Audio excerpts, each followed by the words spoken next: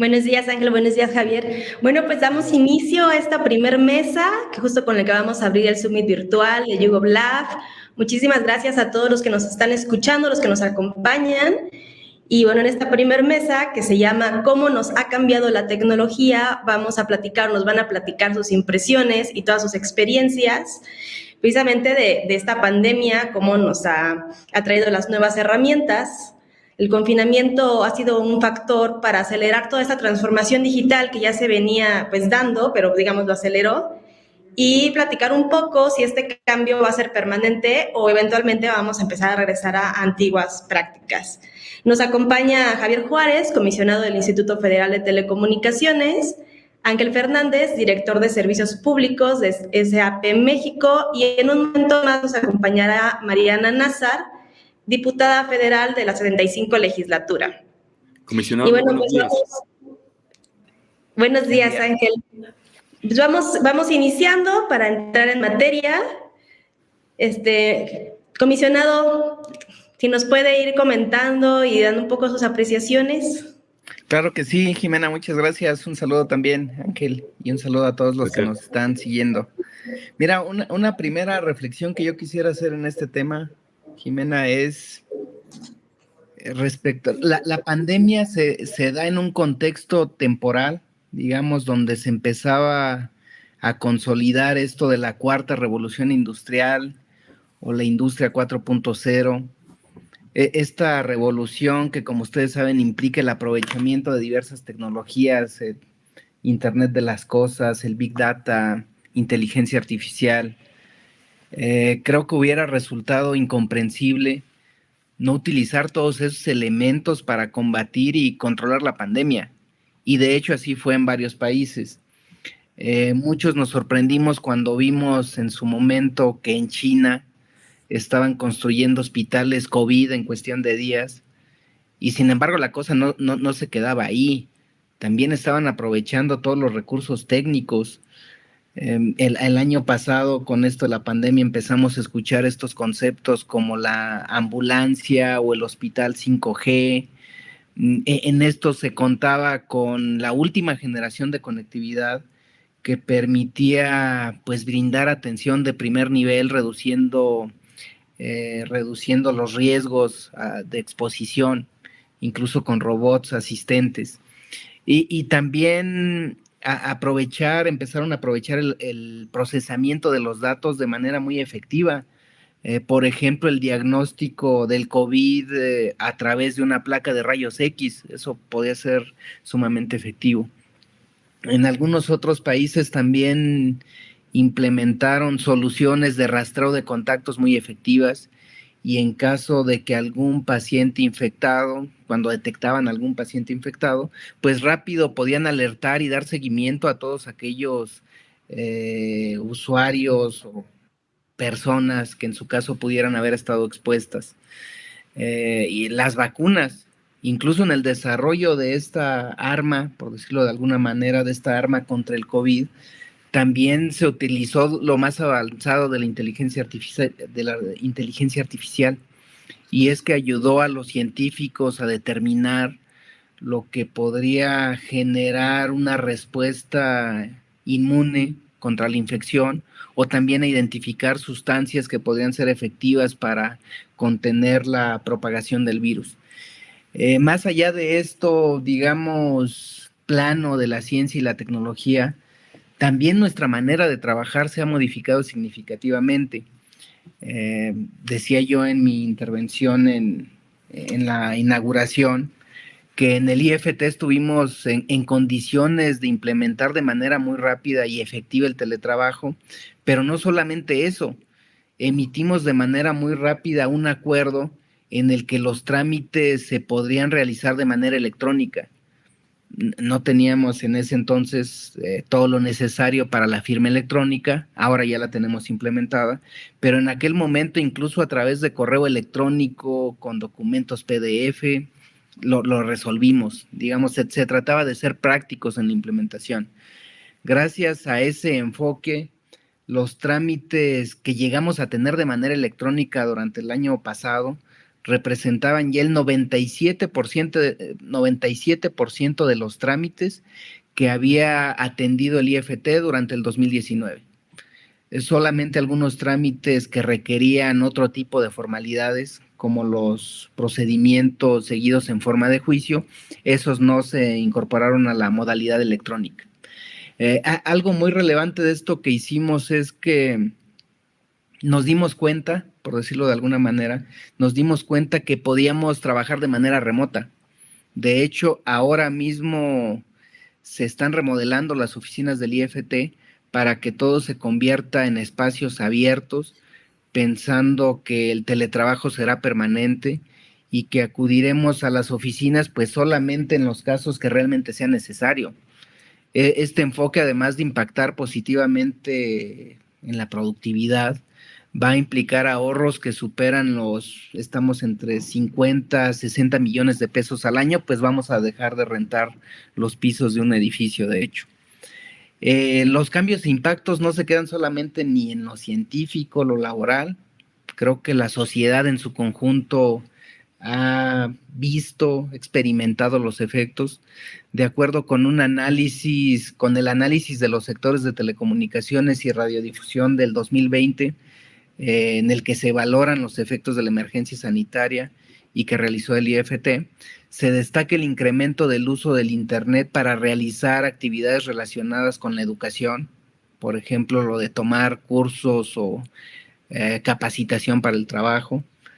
De hecho, yo soy parte de esa estadística. Antes nunca hubiera pensado en tomar cursos en línea. Ahorita creo que no veo la necesidad de estar en el tráfico para llegar a un salón de clases.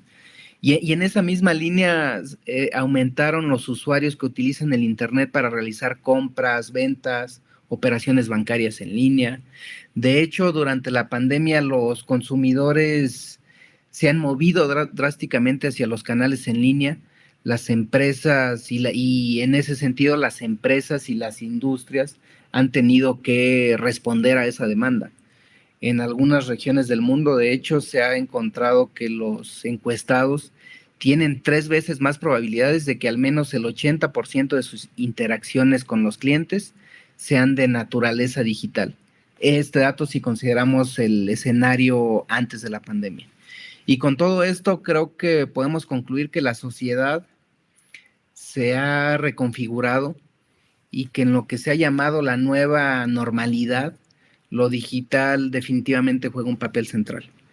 El papel preponderante de las comunicaciones y las tecnologías de la información creo que no va más que a incrementarse y en ese sentido pues debemos prepararnos. No hacerlo sería condenar o por lo menos comprometer el futuro del país. Ya les comentaba previamente que la televisión digital terrestre, lo comentaba en la inauguración, que la televisión digital terrestre fue el medio para llevar los salones de clases a los alumnos que no tenían acceso a Internet. Esto hay que decirlo, se pudo aprovechar porque México inició una estrategia de transición a la televisión digital desde el año 2004 y se concretó en el año 2015. Tener televisión digital permitía algo que se conoce como el multiplexeo, es decir, que se pueden transmitir más canales de programación sin dejar de transmitir las señales originales. Es decir, teníamos capacidad de transmisión y la pudimos aprovechar en la emergencia sanitaria. Esto sin duda fue positivo, pero creo que no nos podemos quedar ahí. Los nuevos adelantos, esto de que ya hablábamos, el Big Data, la inteligencia artificial, IoT, tener realidad virtual para la educación, cirugías a distancia, pues tiene como prerequisito transitar a redes de quinta generación. Y en ese sentido, hace un par de semanas el IFT aprobó la creación de algo que se llama como el Comité 5G. Este Comité 5G es un foro abierto, plural, en el que todos los interesados podrán participar y que tendrá como propósito emitir recomendaciones no vinculantes para fomentar el desarrollo de 5G en México.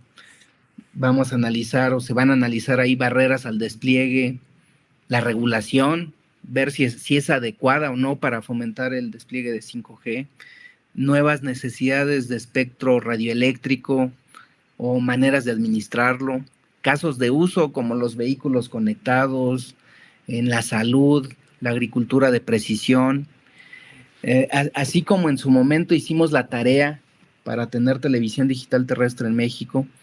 Creo que ahora tenemos que hacer la tarea para adoptar lo nuevo y conseguir la transformación digital.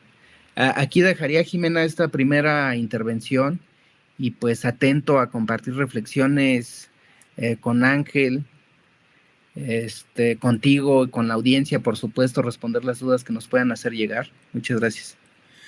Javier, coincido inmensamente con tu perspectiva. Estoy totalmente de acuerdo que esa pandemia se da en un momento donde había todas las tecnologías, incluso formas de trabajar que nos habían empezado a cambiar la forma de pensar.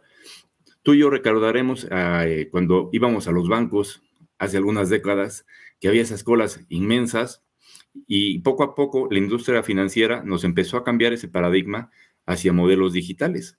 Luego en la industria de consumo se empezó a dar igual, un poco la entrada de la venta en línea y desde el punto de vista de gobierno se empezaron a habilitar trámites digitales.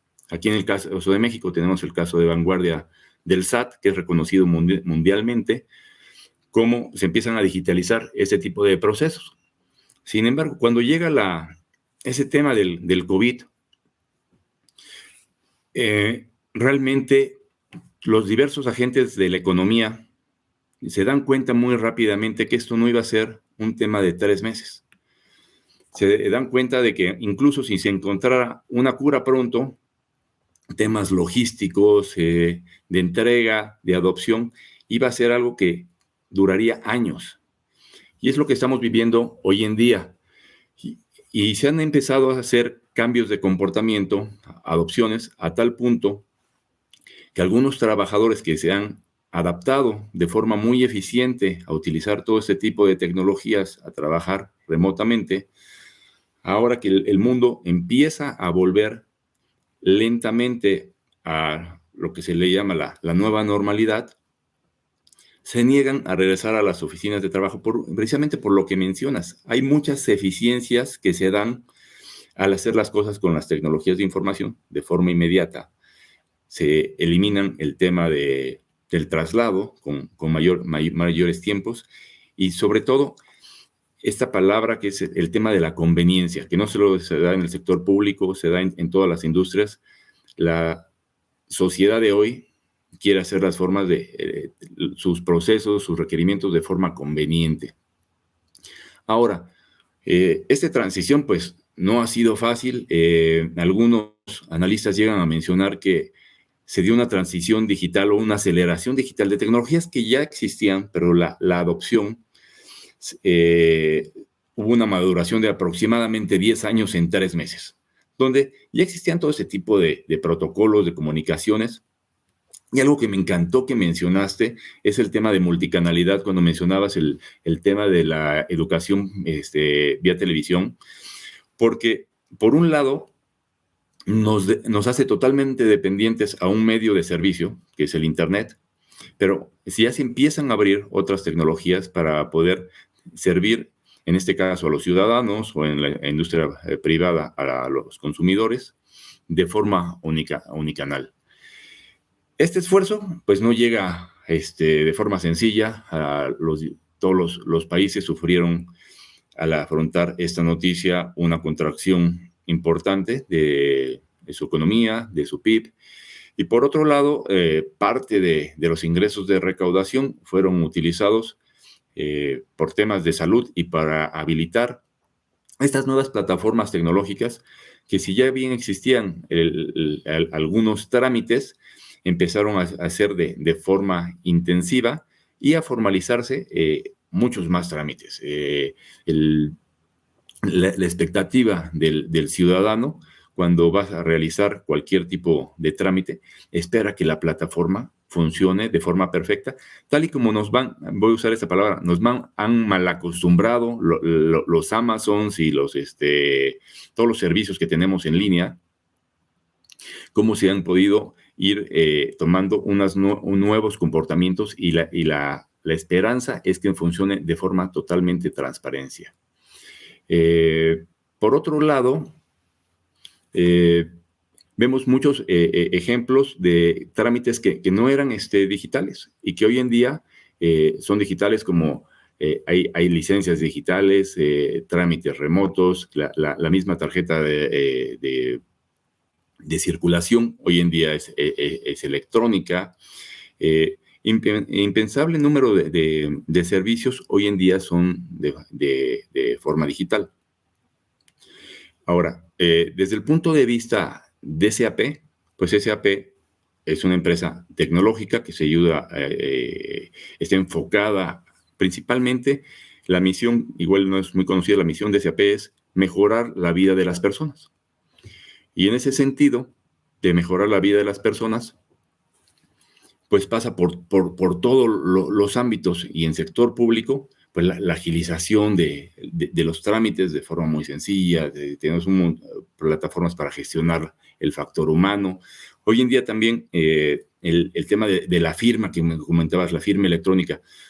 Recuerdo aquellas épocas en las que íbamos a las licitaciones públicas y teníamos que firmar tantos que me llevaba 2 o 3 plumas porque me las acababa.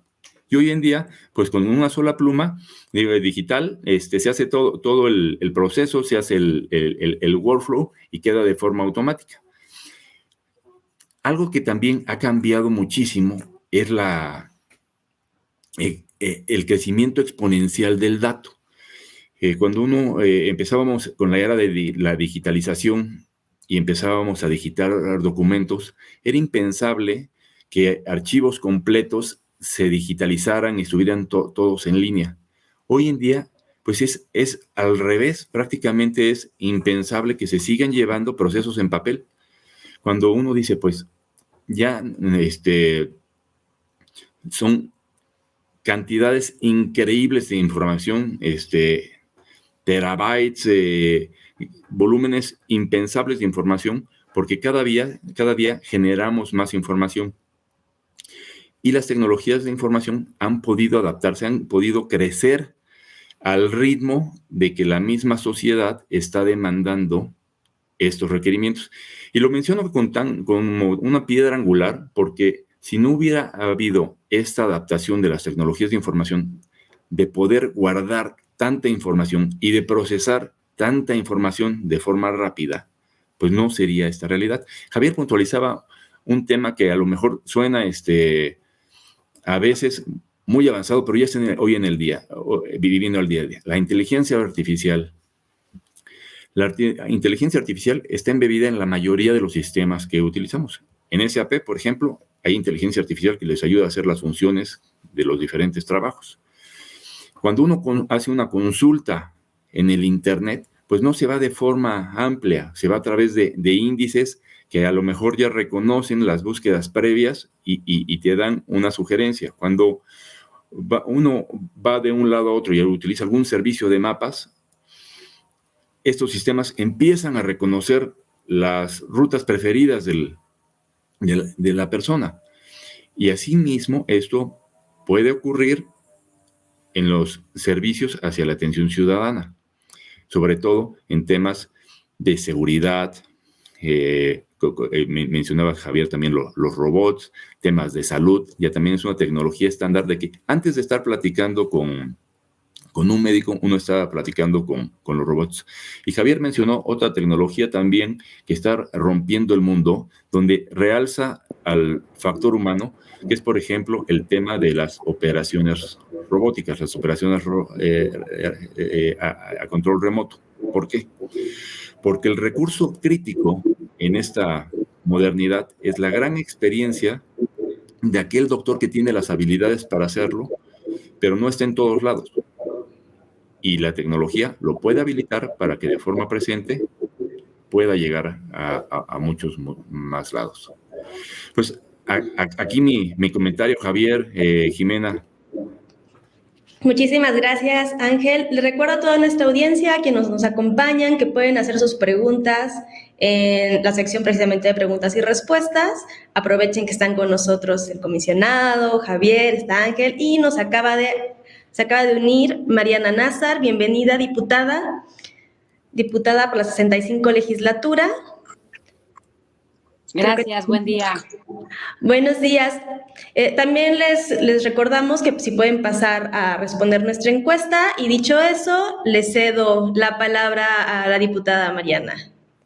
Bueno, pues creo que nos ha cambiado para bien. Creo que ha sido muy importante todo el esfuerzo que se ha podido realizar en cuanto a acelerar esto, que de alguna manera ya estábamos en la ruta, en el camino de empezar a implementar muchas cosas desde los gobiernos municipales, estatales, el gobierno federal, el mismo Congreso Federal, que también ahorita ahondo un poquito en ese tema. La pandemia sin duda alguna vino a acelerar toda esta parte de tecnología, toda esta parte de digitalizar y de estar conectados de una manera distinta. Yo creo que es algo que todos debemos de celebrar, sin duda alguna.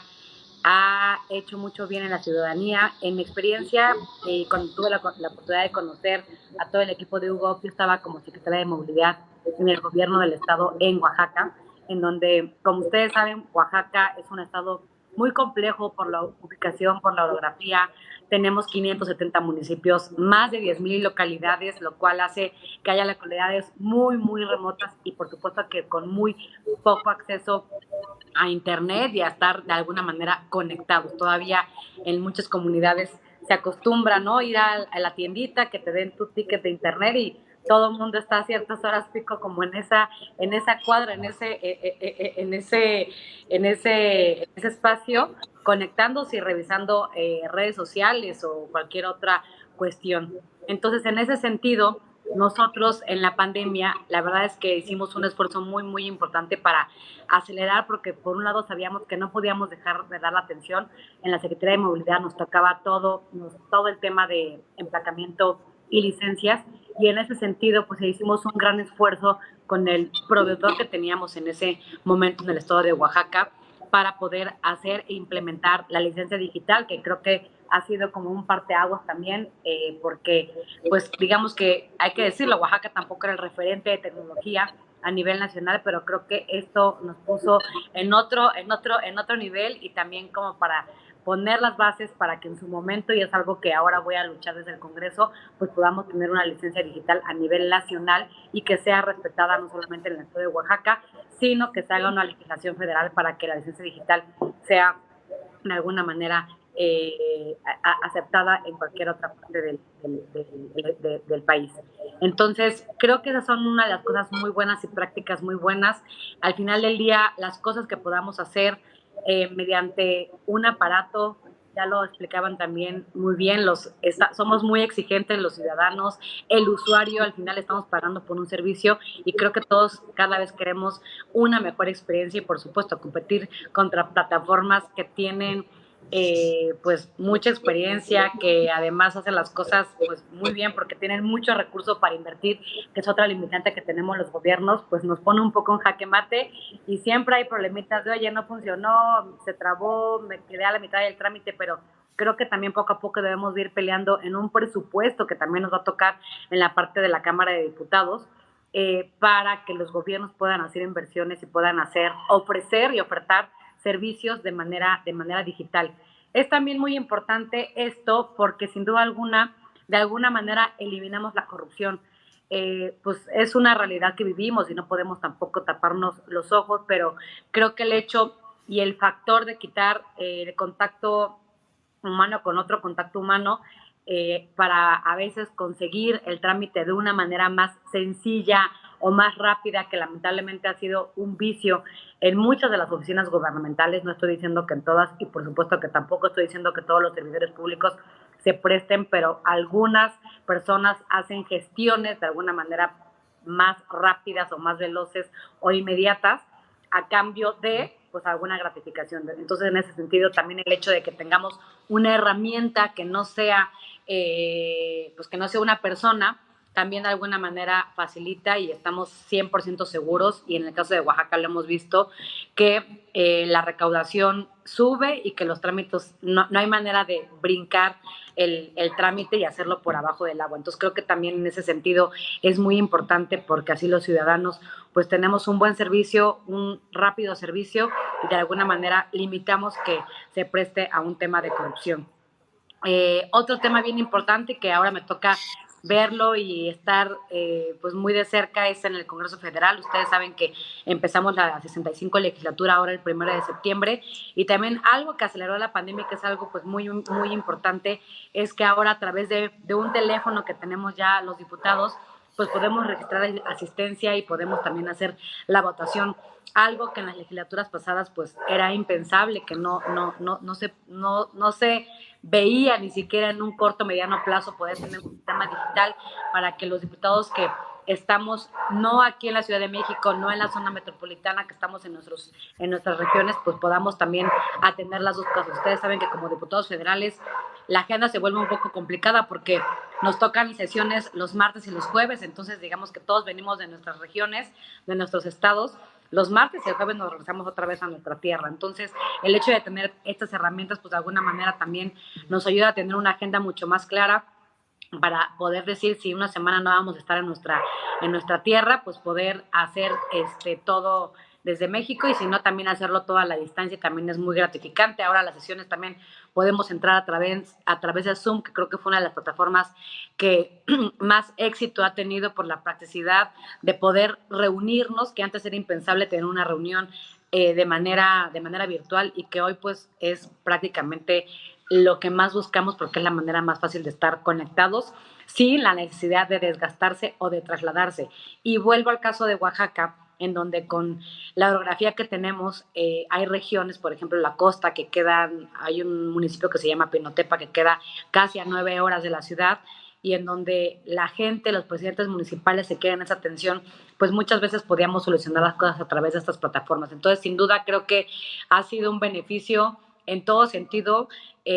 Yo no veo que exista algún contra, sino todo lo contrario, y creo que cada vez se van a perfeccionar más estas plataformas. El ideal sería que en algún momento también existiera por cada estado, por cada gobierno, plataformas digitales para estar conectados las dependencias entre gobierno, y evitar también esto que hace rato comentaban, el tema de la digitalización de trámites. Vas a un lugar, te piden una tramitología, ciertos requisitos, vas a otros, te piden prácticamente los mismos, ¿no? Ahora estamos viendo la propuesta de Relaciones Exteriores en el tema de pasaporte digital. Entonces, creo que sin duda alguna hay muchas cosas muy valiosas. Creo que muchos hemos hecho un esfuerzo desde nuestra trinchera, y por más pequeño o grande que sea, creo que todo esto va abonando para que en algún momento sí logremos migrar a esta oferta de servicios digitales como gobierno, ya sea, lo repito, municipal, estatal o federal, porque recordemos que cada nivel de gobierno pues tiene sus requisitos. Entonces va a ser muy importante en algún momento también homologar todo esto, para que en un futuro pues podamos hacer legislaciones federales, y como en el caso de la licencia digital, que creo que va a ser un buen ejercicio que vamos a empezar a tratar en la Cámara ahora pasando del presupuesto, ver cómo podríamos homologar para que en su momento también tengamos expedición de tarjeta de circulación digital y muchas cosas para que haya mucha transparencia, pero sobre todo para que tengamos pues un tiempo mucho más optimizado. Muchísimas gracias, Mariana. Muchísimas gracias a todos por esta primera ronda. Bueno, creo que no hay polémica. Los tres nos contaron precisamente los beneficios de la tecnología, ¿no? Las tres visiones desde sus ámbitos de competencia, pues precisamente nos acercan a todas las bondades que tuvimos y la pandemia. Pero yo tengo algunas preguntas, sobre todo una. Los tres hablaron precisamente del impacto de la tecnología, ¿no? Se habló de creación de ciudadanía mediante los trámites, y se habló también mucho de este impacto del ahorro y la productividad gracias a la tecnología. Pero ¿ustedes cuál creen que sea uno de los primeros obstáculos para cambiar precisamente esta cultura laboral en las oficinas de gobierno, y no tanto de cara a la ciudadanía, sino internamente. Pues todos sabemos que a fin de cuentas hay pues burocracia y hay cierta cultura que luego hay gente que no quiere avanzar o transitar, ya sea por cuestiones generacionales o inclusive por ciertos indicadores que sabemos que se desarrollaron pre-tecnología o pre-pandemia. Vi que Ángel levantó la mano. Así es. Hola Jimena, si me permites contestar, realmente uno de los grandes bloqueos hacia la innovación es la resistencia al cambio que se da a nivel de persona y muchas veces luego queda escrito en papel en procedimientos y manuales de trabajo, y lo que estamos viviendo hoy en día pues nos lleva a cuestionarnos todas esas formas de trabajar, lo que en algunos otros ámbitos de trabajo es una corriente y se lleva como una práctica laboral, que es la reingeniería de procesos, que nos lleva a romper estos esquemas. Hoy en día nos vemos forzados a verlos y como quedamos encerrados sin forma de poder trabajar de forma normal, los paradigmas de que no se podía trabajar o no se puede hacer algo de una forma más eficiente prácticamente se han venido desvaneciendo. ¿Esto a qué nos lleva? Nos lleva a replantearnos los procedimientos existentes. Cuando usas la palabra burocracia, es que entonces hay que hacer un proceso que cumpla con toda la normatividad, toda la seguridad para el gobierno, para el ciudadano, que esté completamente robusto, pero ese proceso que a lo mejor estaba muy bien diseñado en los 80s, hay que traerlo hoy en día, muchos años después, habilitado con las nuevas formas de trabajar y con los nuevos usos y costumbres. A lo largo de esta charla, pues se ha remarcado mucho el tema de agilidad, reducción de costos y algo que me encantó que la diputada sacó a la mesa fue el tema de transparencia. Entonces, hoy en día, además, con toda esa interconectividad, estamos observados por todo el mundo. Esto nos permite, además de ser eficientes, más baratos, tener conveniencia, tener transparencia. Fin de la aportación. Muchísimas gracias, Ángel. Javier también levantó la mano. Sí, Jimena, gracias. Creo que es una pregunta interesante la que nos haces. Coincido con Ángel. Creo que esta parte cultural de resistencia al cambio, de convencer a los mismos personas involucradas en un proceso, de por qué conviene digital, a los clientes, usuarios de ese proceso que lo hagan digital, eso sin duda es relevante. Pero creo que también, y me voy a ir a un nivel, digamos, más macro en este tema, es una realidad que a lo mejor habrá, y mencionaba, por ejemplo, la diputada, habrá localidades de Oaxaca, municipios, pues que aunque quisieran implementar alguna cuestión de gobierno electrónico, a lo mejor va a ser sumamente complicado, porque la conectividad no existe. O sea, es una realidad que tenemos estas brechas digitales, la brecha de acceso o de cobertura, la brecha de asequibilidad. O sea, no es solamente que ya llega ahí la señal, la gente lo va a poder pagar para hacerse usuario de los servicios digitales, no en todos los casos. Y la otra, la brecha de aprovechamiento. Ya tienen la cobertura, pueden pagar por el servicio, pero realmente tienen las habilidades para la confianza, para meterse a hacer compras en línea, transacciones bancarias y evitar estas filas que bien nos recordaba Ángel, de no estar horas en el banco haciendo fila. Cuentan con la alfabetización para eso. Entonces creo que hay que empezar por reconocer que tenemos en el país esas tres brechas, la de la cobertura, la de la asequibilidad y la del aprovechamiento. En el tema de la brecha de cobertura, pues creo que hay varios temas que tenemos que trabajar. Uno es, y ese es recurrente con el Poder Legislativo, recurrente cada año, en la Ley Federal de Derechos, por ejemplo, el espectro en México es sumamente costoso si lo comparamos con otros países. Entonces, en la medida que un insumo para prestar servicios públicos, para prestar la conectividad, se hace costoso, pues también van a fluir menos inversiones, va a haber menos servicios a los ciudadanos y pues menos posibilidades de abatir esa brecha digital. Es un caso casi inédito a nivel mundial que en México concesionarios que han ganado espectro a través de licitación, al cabo de unos años están regresando el espectro porque no lo pueden pagar. El modelo de negocios no da. Eso por un lado, pero no es solamente esa la problemática que nos enfrentamos para abatir la brecha digital. El espectro, si no hay antenas, si no hay radiobases para que se pueda utilizar, pues es como si fuera inexistente, no sirve de nada. A veces cuando ya asignamos el espectro, llegan los concesionarios a querer instalar una antena, una fibra óptica, no obtienen esos permisos, porque también hay que decirlo, a nivel constitucional, todo lo que tiene que ver con desarrollo urbano, permitir que se abra una calle, que se ponga una antena, una torre para antenas, pues depende de los ayuntamientos.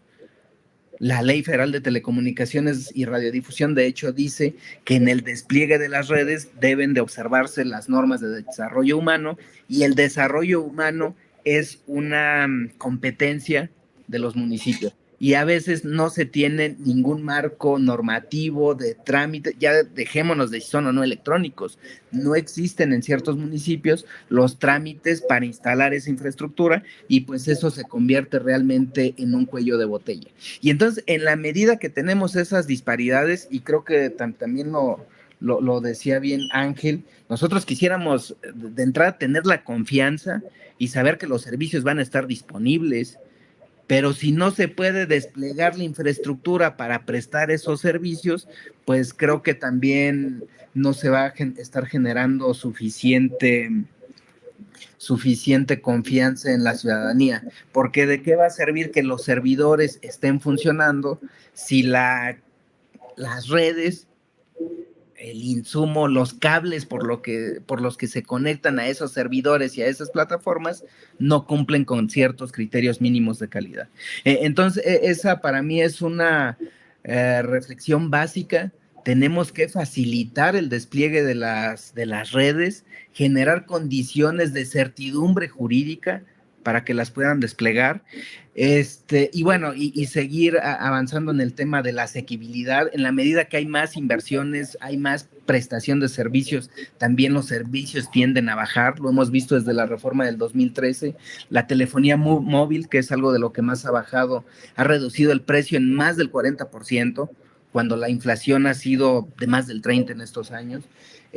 Y lo otro, pues implementar estrategias de alfabetización digital para que realmente los usuarios puedan aprovechar en su beneficio todas estas posibilidades que nos da la conectividad. Ese sería un comentario del tema, Jimena. Muchísimas gracias, señor. Tenemos ya algunas preguntas. Voy a leer, hay 3 preguntas. La primera, gracias Isaías Contreras, se habla de que la ciudadanía debería estar preparada para el aprovechamiento de la tecnología, pero ¿los gobiernos en México están preparados para este aprovechamiento?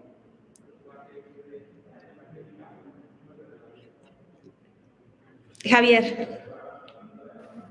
Gracias. Pues mira, yo creo que no podemos generalizar, así como los niveles de conectividad, de aprovechamiento son dispares en todo el país. También hay que decirlo, en la ciudad, en México hemos visto municipios donde han implementado estrategias de ciudades inteligentes, están digitalizando trámites. Aquí mismo la diputada lo que hizo en su estado en su momento. Creo que sí hay que generar más información sobre todo lo que se puede hacer con la conectividad. Yo recuerdo en algunos foros del año pasado, en medio de la pandemia, que los municipios no permitían a las cuadrillas de trabajadores de telecomunicaciones andar en la calle reparando redes, instalando redes, porque pues consideraban que eso no era importante, cuando de hecho con estrategias de ciudades inteligentes varias cuestiones que les tocan a los municipios, a los ayuntamientos y que no pueden dejar de prestarse, alumbrado público, recolección de basura, etcétera, pues los hubieran podido hacer más eficientes si hubieran tenido más tecnología en esos municipios. Entonces yo creo que hay que generar esa información, llevarla a los municipios. Nosotros en el IFT estamos tratando de implementar alguna estrategia de abogacía en estos temas para acercar esa información a los ayuntamientos, reconociendo por supuesto la autonomía que ellos tienen en su gestión, ¿no? Pero entonces yo lo que diría es que hay municipios o autoridades muy avanzadas, a otros hay que orientarlos y compartirles información. Ángel, muchas gracias, Javier. Javier, coincido. Adicionalmente, no recuerdo el nombre que hizo esta pregunta, es una pregunta muy interesante, porque está preparado el gobierno para dar sus servicios. Mira, yo creo que tiene varias aristas. La primera arista sería a nivel de capital humano, ¿no?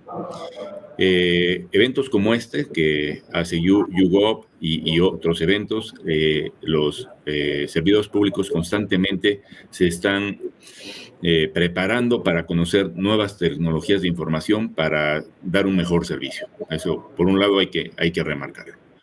Por otro lado, vivimos en un medio ambiente que los recursos siempre son limitados. O sea, no estamos en recursos infinitos. Entonces, siempre hay que ver la mejor forma de servir. Y como bien puntualizaba Javier, pues hay puntos de desarrollo. Hay lugares donde hay más presupuesto para poder servir y están más cerca de las nuevas tecnologías, y lugares que están más lejanos y por ende también es más caro implementarlos. Entonces, esos serían esas dos aristas.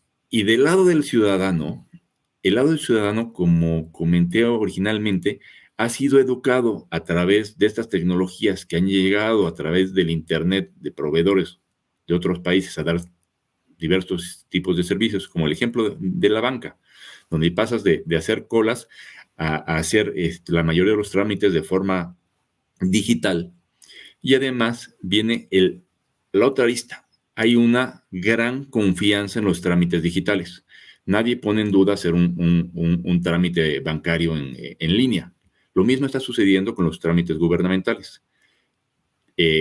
Al principio había desconfianza, en cuanto empiezan a funcionar muy bien, empieza a haber mucha confianza. Entonces, desde mi perspectiva, ¿estamos listos? Pues es un arcoíris de opciones. Hay algunas entidades que están más preparadas, otras menos, pero sin duda todas ya tienen la responsabilidad y la idea de habilitar los servicios bajo dos temas. Uno, servir mejor y reducir costos. Muchísimas gracias. Tenemos más preguntas. Cristina Judith habla, bueno, más que pregunta, nos está compartiendo que también es interesante e importante que se regule la información que se sube a redes para poder trabajar esta transparencia de la que ya hemos estado platicando. Pues algo que ha salido a la luz es que hoy hay mucha de esa información, pues es falseada. A ver, creo que es un tema sumamente polémico. Aquí, lejos de pronunciarme sobre si se debería de evitar o no que se comparta cierta información. De hecho, se ha creado este concepto de infodemia, ¿no? Sobre todo los fake news que existen. Pero creo que y te digo, más que dar una respuesta directa, lo que nos deberíamos de preguntar es si la solución a esa infodemia sería censurar de manera previa que esa información se comparta. Soy más de la idea que tal vez tenemos que trabajar desde las primeras etapas de formación de los niños, de los estudiantes, en que tengan suficientes habilidades analíticas, pensamiento crítico, para que no lo primero que lees en alguna de las redes sociales lo des como por sentado y que es verdadero. Digo, a lo mejor va a requerir de mucho trabajo, de varios años, pero sí parecería algo drástico estar pensando en evitar o en bajar ciertos contenidos de Internet porque se ha o identificado que es información falsa o se presume que es información falsa. Entonces creo que aquí pues deberíamos de ser prudentes. Y digo, independientemente de la decisión jurídica que en su momento se tome sobre esta parte de los contenidos de las fake news, pues sí ir fortaleciendo la parte de pensamiento crítico de todos los ciudadanos y desde la niñez, yo diría. Muchísimas gracias, me encanta esa parte de fortalecer el pensamiento crítico, porque bueno, siempre es como complicado, yo creo que legislar qué se dice y qué no se dice, pero siempre es bueno pasarlo por ciertos filtros para que las personas podamos ver con qué nos quedamos y qué no de desinformación. Tenemos más preguntas. Joel Salomón pregunta, ¿qué se está haciendo y cuál es su opinión respecto a la identidad digital en México?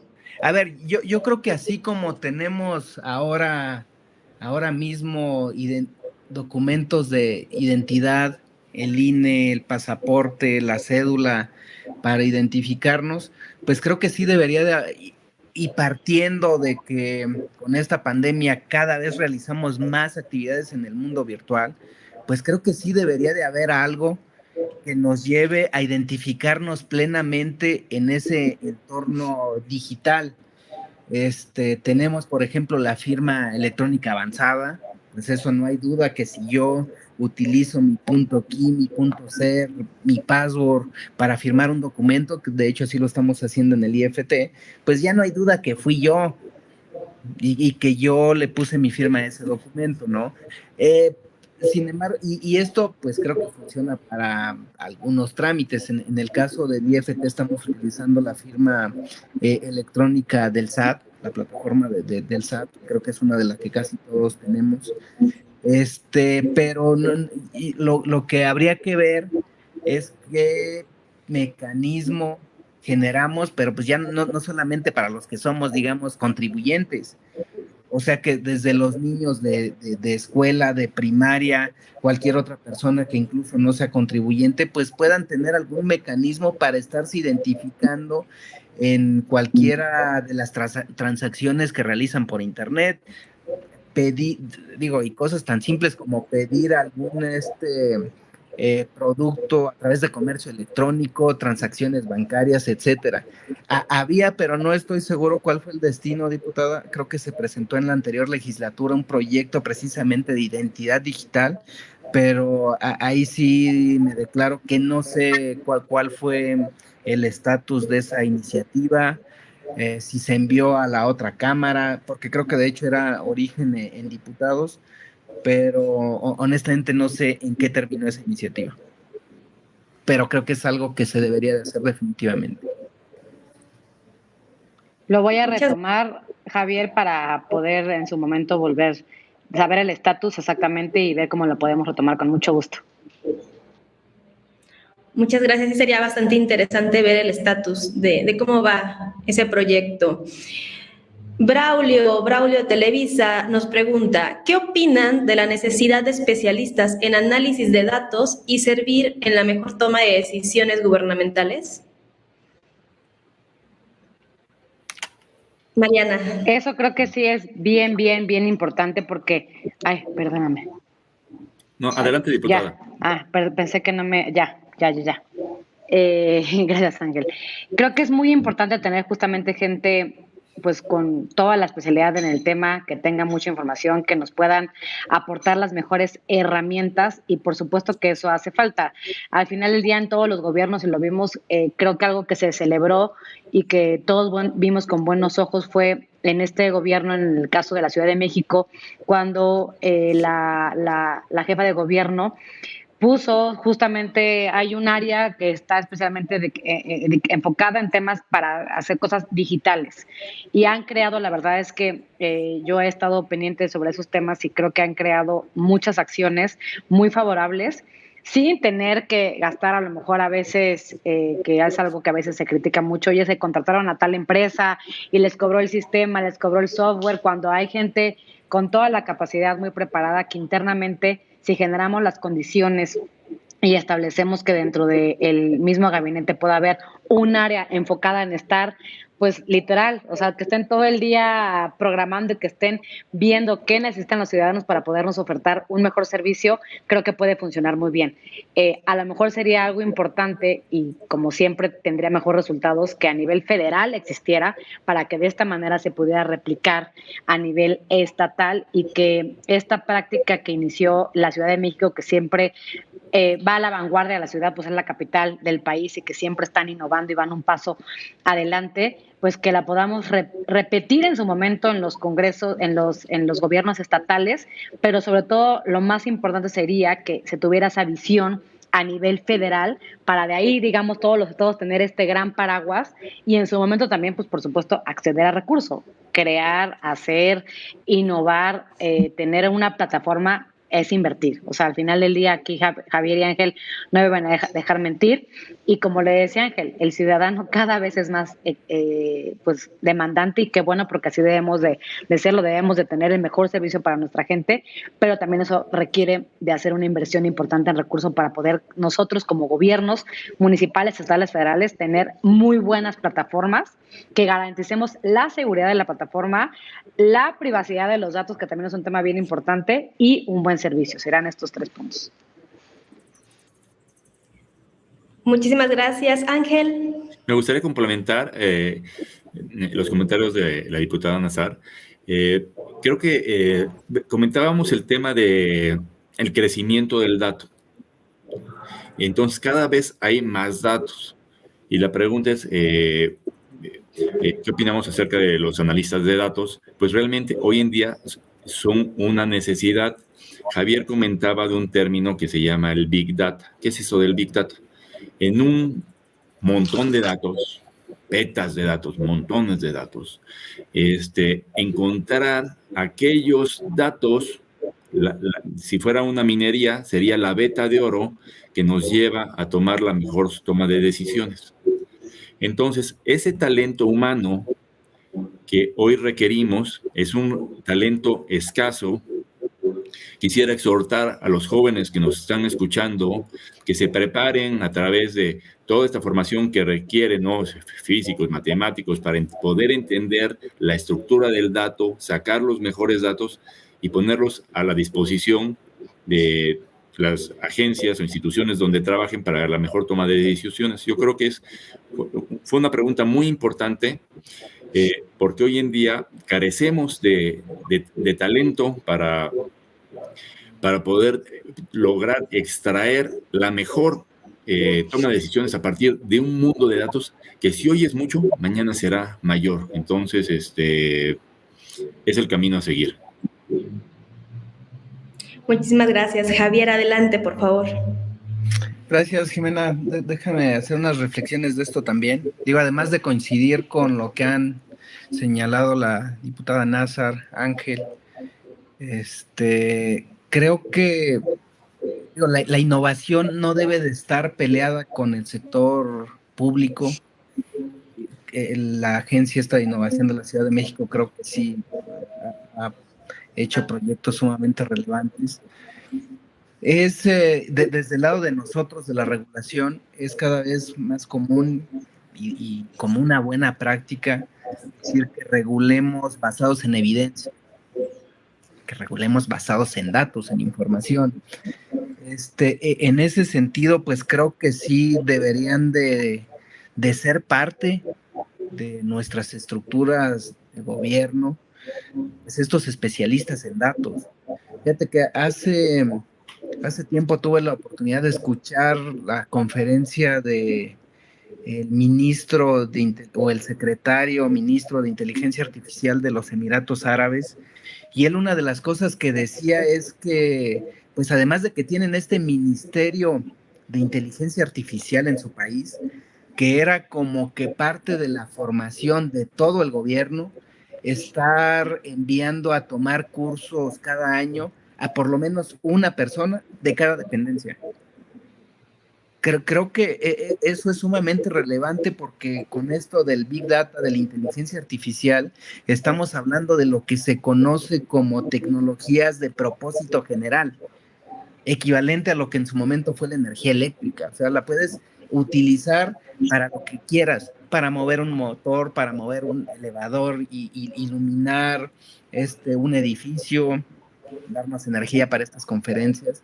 Y en el mismo sentido, la inteligencia artificial, al ser una tecnología de propósito general, pues bien la podríamos aprovechar para tomar decisiones, para realizar un mejor gobierno.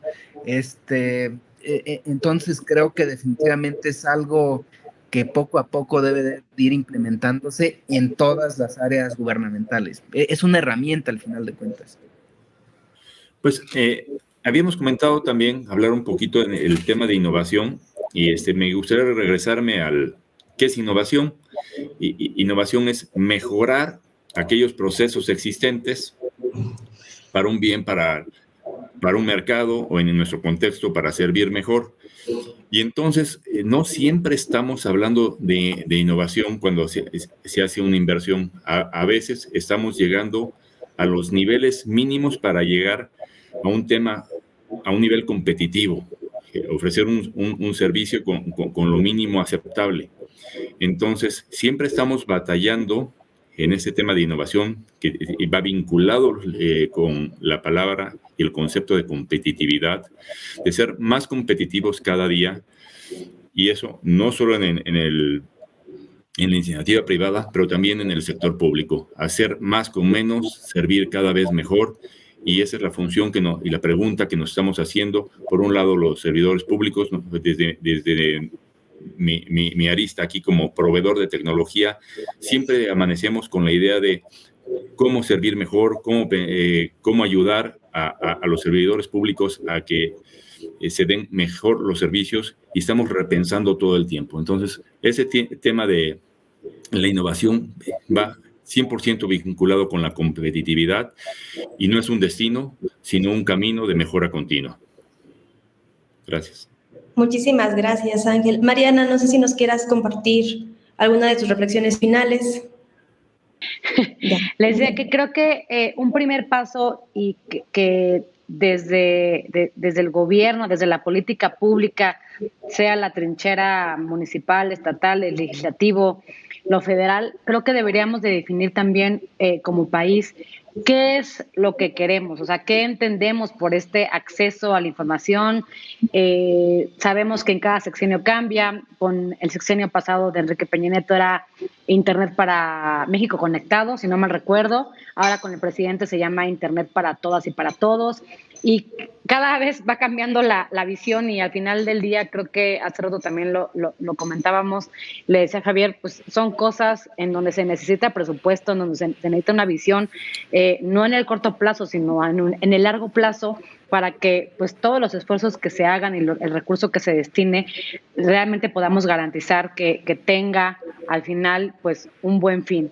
Y en ese sentido, creo que a veces se confunde, creo que puede ser la palabra correcta, cuando a veces decimos, y pongo el caso de Oaxaca, porque ahí me ha tocado estar, pero también creo que en esta gran desigualdad que existe con los estados del sur, siempre menos conectados, con menos recursos, con más carencias, a veces se llega a este dilema de ¿por qué están pensando en poner internet? Primero vamos a solucionar lo más básico, ¿no? Acceso al agua, que la calle esté pavimentada, la luz, pero al final del día creo que es ahí donde esta visión nos ha fallado un poquito, porque también tenemos que ver que hoy por hoy, en el 2021, tener acceso a internet es algo que nos va a ayudar para disminuir muchas brechas, ya lo decía Javier, pero creo que el tema desde la desigualdad de género, porque no estamos conectados de igual manera los hombres que las mujeres. Si vemos las encuestas del INEGI, los hombres, los niños, las niñas, siempre se conectan mayor tiempo el género masculino. Entonces, el tema cultural, entender también el internet como una plataforma para que las gentes en su comunidad, en el caso de artesanías oaxaqueñas, la gente que hace textiles, pueda vender y ofertar. Entonces, creo que debemos de dejar de ver, porque a veces se pierde en el discurso como si el internet solamente fuera un tema recreativo, solamente quiero internet para conectarme a redes sociales, y verlo con una visión mucho más amplia, como ya lo hemos comentado aquí los que estamos en este panel, de decir, nos puede ayudar para muchas cosas. Es un tema es de educación, es un tema social, es un tema de democracia, es un tema de igualdad de género, es un tema de todo lo que queramos ver, hasta de salud. Y en verlo con esa visión creo que también nos va a poder mucho para que en su momento pues podamos hacer políticas públicas más específicas y que no se quede solamente en un tema en un tema recreativo. Entonces, en ese sentido, creo que es algo por lo que debemos de estar luchando desde la trinchera que tengamos, que en efecto sí tengamos internet para todas y para todos. Cada presidente tiene una visión, pero al final del día creo que es algo que no debemos de dar ni un paso atrás. Sabíamos que con el sexenio pasado ya muchas escuelas estaban conectadas y de repente se les quita esa oportunidad. Claro que faltaba mucho por hacer, pero al final creo que los pocos pasos que se logren dar en cuanto a inteligencia artificial, en cuanto a tecnologías de la información, conectividad, es algo que cada sexenio debemos de retomar y no desechar a la basura las propuestas que se tenían, porque entonces si no, siento que volvemos a dar 20 pasos para atrás de lo poquito o mucho que ya se había avanzado. Entonces, que compartamos todos una misma visión y por supuesto que ayudaría mucho, lo vuelvo a repetir, que así como existe este ministro en los países, en Arabia Saudita, creo que decía Javier, no recuerdo exactamente en qué parte del país, en donde hay una formación muy clara y una visión a largo plazo muy clara, que lo tuviéramos lo mismo aquí en nuestro país, en México. Sería todo. Muchísimas gracias, Mariana. Javier, ¿nos quieres compartir algo antes de cerrar la mesa? Sí, claro que sí, Jimena. Pues mira, nada más ya para concluir de manera muy breve, decir que, y haciendo referencia al título del panel, creo que la tecnología definitivamente nos ha cambiado, que me parece que serán cambios permanentes, pero sobre todo en virtud de que es una cuestión, y voy a retomar la palabra que utilizó en su momento Ángel, es un tema de conveniencia. Creo que esta pandemia nos ha enseñado que había muchas actividades, muchas cosas que podíamos hacer en línea y que no las estábamos haciendo. Yo creo que en ese sentido, pues la parte de tomar algún curso, comercio electrónico, transacciones bancarias, etcétera, pues creo que simplemente van a seguir creciendo y creciendo porque nos conviene. O sea, en el costo-beneficio, pues es más fácil hacer eso que en lugar de trasladarnos varias horas a alguna escuela, al trabajo, a un banco y hacer algunas horas de fila, etcétera. Entonces, esa sería mi reflexión. Cada vez estamos utilizando más la tecnología y la conectividad. Muchísimas gracias, Javier, a todos. La verdad fue una mesa súper interesante. Yo me quedo con algo que me parece que es el corazón de lo que dijeron, que es que la innovación no debe de estar peleada con el sector público, ¿no? No es una cuestión, pues, como de privilegio, de hecho, son derechos, es creación de ciudadanía, es cerrar brechas de género, comercio, todo. Es una herramienta necesaria que debemos de implementarla a menor o mayor nivel, porque entendemos que ustedes también pues, lo comentaron, ¿no? Siempre hay problemas de tiempo, temporalidades, de recursos, pero como sea, siempre debe de haber pues con una mira para ir avanzando y empezar a innovar. Me gustó mucho, inclusive lo que se habló de la ingeniería de procesos. No debemos seguir con procesos que en los 80s nos daban ciertos resultados, pero ya no. Inclusive esta parte de la nueva cultura pues tiene un nuevo ámbito, ¿no? Que tenemos que ir adoptando en cada proceso, desde el más chiquito hasta los más complejos, para lograr tener una atención de primer nivel a la ciudadanía, que a fin de cuentas es el corazón del gobierno, ¿no? No solamente los trámites, que son como la mera cara, sino todo lo que podemos ir accediendo y todo lo que podemos ir acercando a las comunidades, pues bienvenidos. Muchísimas gracias, creo que fue bastante interesante. Muchísimas gracias a la audiencia por sus preguntas, por estar aquí con nosotros. Y bueno, pues vamos a concluir esta mesa para dar inicio a la siguiente mesa. Les agradezco. Muchas gracias a ti.